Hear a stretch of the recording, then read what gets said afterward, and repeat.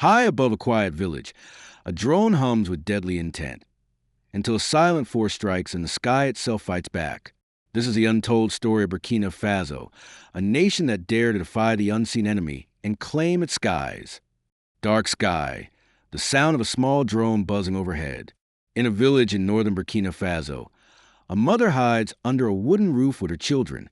Suddenly, the sound of a loud explosion shakes the ground. Cut to President Traoré looking at the radar screen in silence. A voice whispers, "They control the sky, but not for long."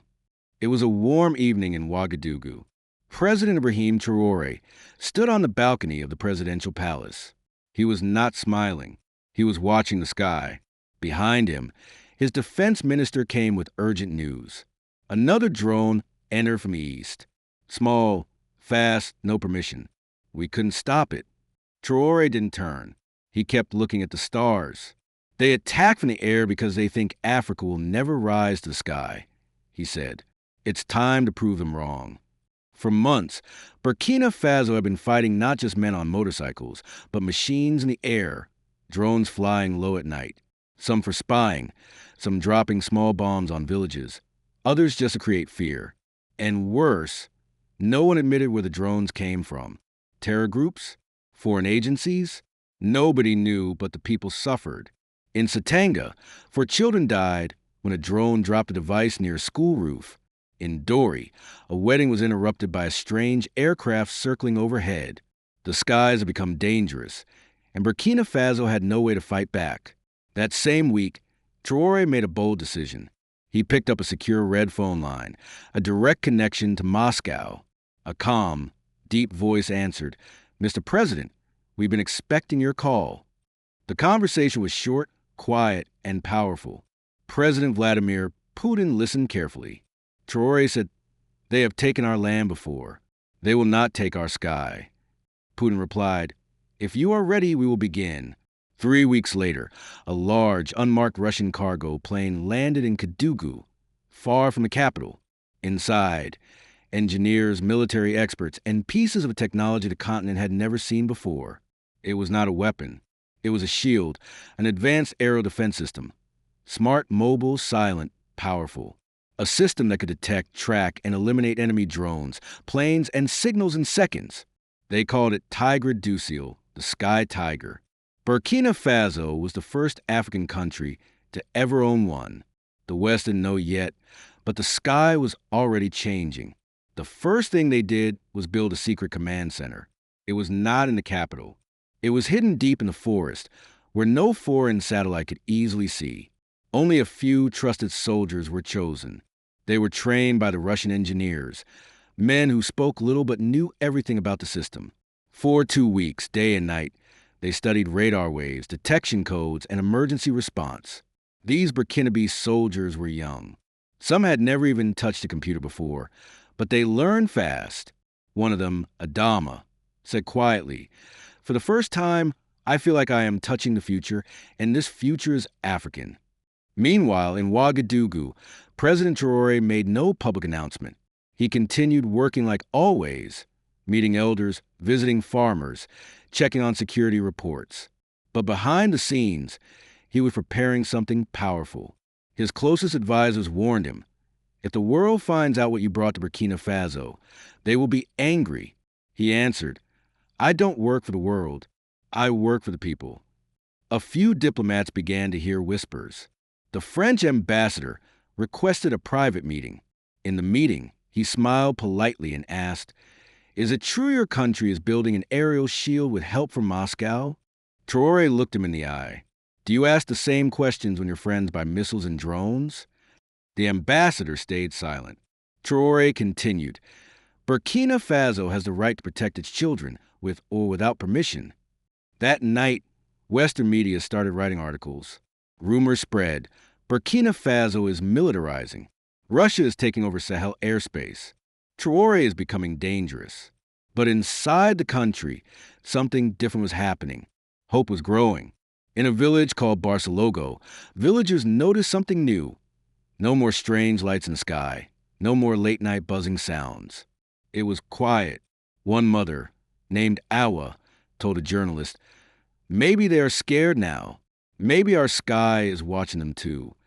And she was right. For the first time in history, Burkina Faso was watching the sky and defending it. Back in the secret base, a red light blinked on the radar.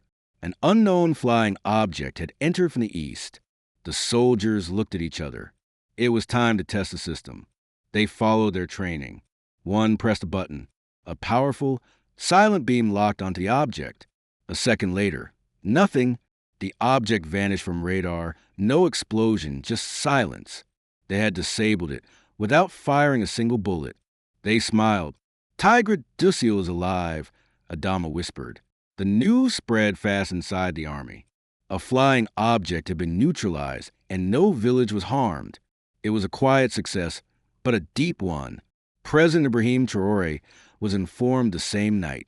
He was sitting alone in his study, looking at a large map of Burkina Faso. A young officer knocked gently on the door and entered. Mr. President, the test was successful. The sky is clean tonight. Traoré smiled, not a smile of victory, a smile of relief. Good. Let the people rest. But the next day, something unexpected happened. An international journalist from Germany posted on social media, "My drone lost signal flying near Burkina Faso's northern region. Strange interference. What's going on?"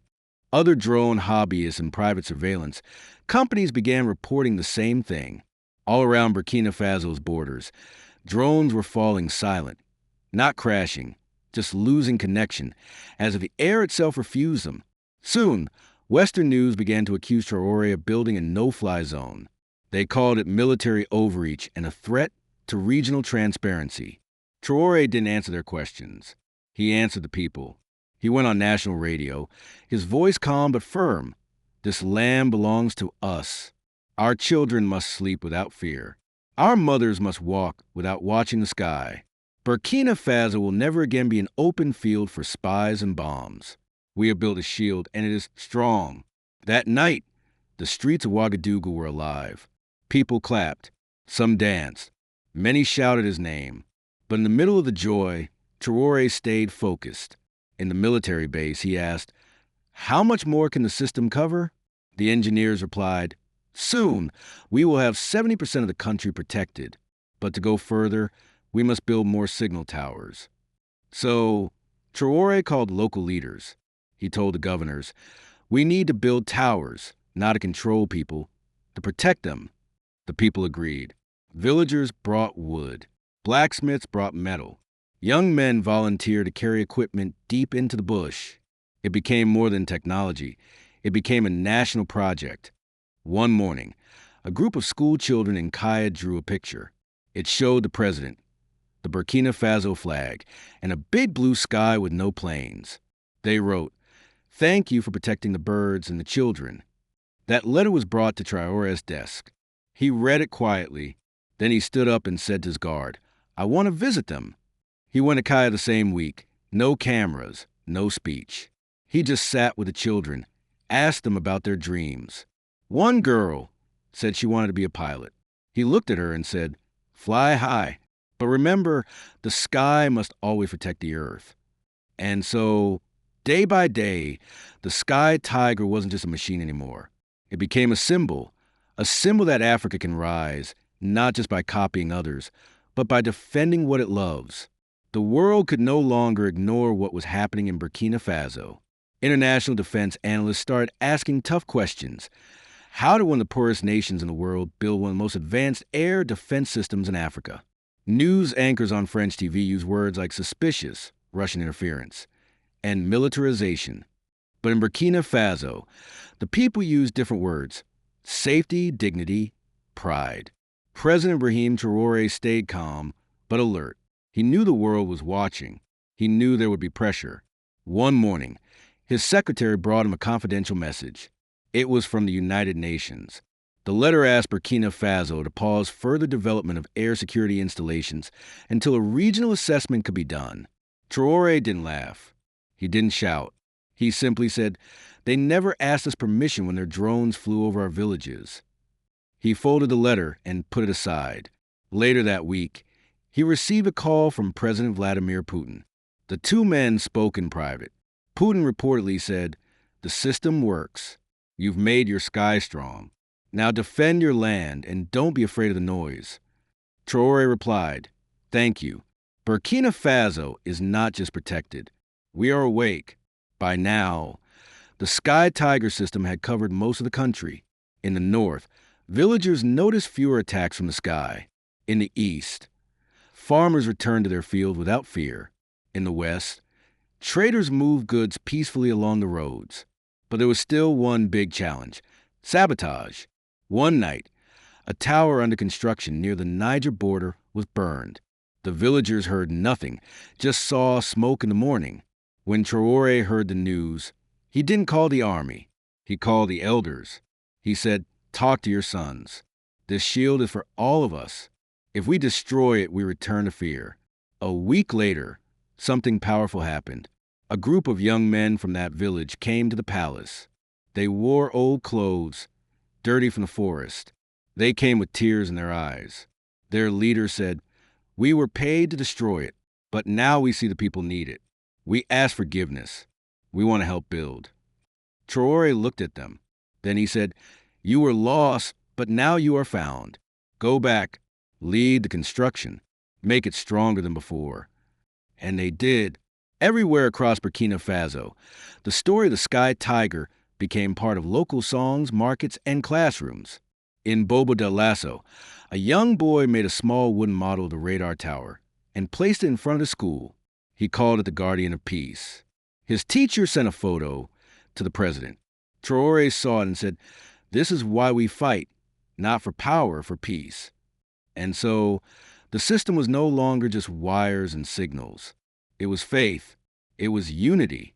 It was Burkina Faso's voice saying to the world, "Our sky is ours, and we will protect it with pride, with peace, and with power."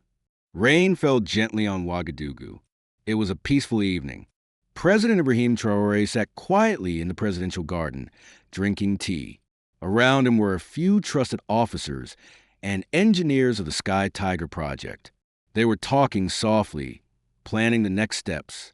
Suddenly, an officer entered the garden in a hurry. He whispered something in Traoré's ear. The president stood up calmly, but his eyes were sharp. "Let's go now."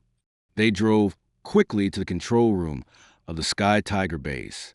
The screen showed something strange: 3 unidentified aircraft approaching from the west. They were fast, low, silent. The system was active, but this time the enemy was smarter. Traoré stood in the middle of the room. "No panic. Activate full shield mode. I want the sky closed." The room moved like clockwork. Soldiers, engineers, technicians, everyone focused. The Sky Tiger activated its strongest defense, a wave that created electronic silence in the sky. The aircraft lost signal. 1 turned back. 2 continued. The system sent a warning: "You are entering protected airspace. Leave immediately." But they didn't listen. Traoré looked at the head engineer. "Are we ready to intercept?" "Yes, Mr. President." "Permission to engage." Traoré waited. 1 second. 2. Then, "Only disable. Do not destroy. Let them know we protect. But we do not provoke." With one quiet command, the system released a soft but powerful radio burst. The 2 aircraft froze midair, lost control, and slowly drifted to the ground. They were unmanned drones. One landed in the bush, the other near a small village. No one was hurt. No damage, just silence. The next morning, photos of the drones went viral. People across Africa were shocked. How did Burkina Faso catch these things midair? Is this the new African defense model? In Mali, Niger, and Chad, leaders sent private messages to Traoré. "Can you help us build the same?"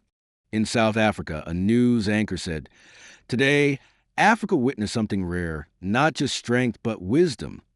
That afternoon, President Traoré visited the village where one drone landed. He came not as a commander, but as a father. Children gathered around the broken metal bird. Traoré bent down and said, "This is not a toy. This was meant to spy or harm, but our sky said no." One little girl looked at him and asked, "Mr. President, if the sky is protected, can we fly kites again?" He smiled and said, Yes, fly them high? The sky is yours now. That evening, Traoré gave a national speech. He didn't boast. He didn't threaten. He simply said, "Our peace is not a wall. It is a promise to every child in this land that we will protect them, not with fear, not with anger, but with love, wisdom, and the courage to rise." And so, across Burkina Faso, the people slept in peace again. But something deeper had changed. They no longer felt small. They no longer looked to the sky in fear. They looked up and felt proud. Weeks passed. The rainy season arrived in Burkina Faso. The rivers were full. The trees were green. Life was returning. But in the capital, something else was growing. Respect. Not only from Africa, but from around the world. Journalists, scientists, and even generals from other countries asked, how did Burkina Faso build this system so fast? Some said it was Russia. Some said it was magic. But the truth was simple. It was belief. Belief in Africa, belief in themselves, and belief in one man who refused to kneel. President Traoré was invited to give a speech at the African Union, but he surprised everyone. He didn't fly to Addis Ababa. He chose to speak from a small school in the countryside of Burkina Faso, a place where children still sat on wooden benches under a mango tree. He stood beside a chalkboard and spoke directly into a camera. His voice was calm, his eyes full of fire. Africa doesn't need pity. Africa needs protection, unity, and confidence. We are not poor. We are robbed. But now, the robbers are afraid. He continued, this air defense is not just a machine. It is a symbol. It tells every African child, your life matters, your future matters, and your sky belongs to you. The children clapped. Even the elders wept. One old man said, for the first time in my 70 years, I feel like Africa has wings. Meanwhile, the alliance between Burkina Faso and Russia grew stronger, not as masters and servants, but as partners. Russia agreed to help other African countries build peaceful defense systems led by African engineers. And Traoré made one thing clear. Any country that uses this technology to attack or dominate others will lose our trust. In a quiet ceremony, the first Burkinabe-built air defense radar was installed in the north. It was made by young local engineers trained during the Sky Tiger project. When it was activated, Traoré pressed a button himself, and for one brief moment, the radar lit up in the shape of the African continent. Everyone gasped. It was not planned. It was not a trick. It was a small miracle. As if the system itself understood, Africa must rise and rise together. That night, a young boy named Issa wrote a letter to President Traoré. Dear President, I don't know much about radars or missiles, but I know that now I sleep without fear. Thank you for giving us the sky. Your soldier, Issa, age 11. Traoré kept that letter in his pocket for many days. And whenever the world questioned his decisions, he didn't answer with words. He would simply touch his heart and remember Issa's words. Burkina Faso, the first African nation, protected sky. Not with hate, not with war, but with love, courage, and unity. And that was just the beginning. Let us know in the comments below. And don't forget to subscribe for more incredible stories about justice and comeback victories that will restore your faith in standing up for what's right.